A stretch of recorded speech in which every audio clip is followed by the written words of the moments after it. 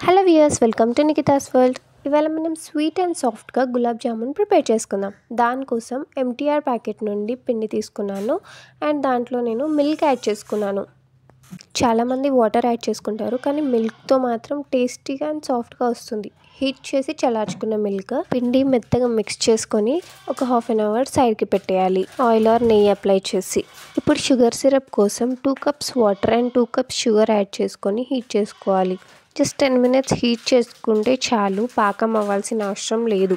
ఇప్పుడు పక్కన పెట్టుకున్న పిండితో ఇలా రౌండ్ బాల్స్ చేసుకోవాలి. ఫస్ట్ మనం చిన్న చిన్న బాల్స్ చేసుకోవాలి, ఎందుకంటే సిరప్లో వేసినప్పుడు అది కొంచెం పొంగినట్టు అవుతుంది.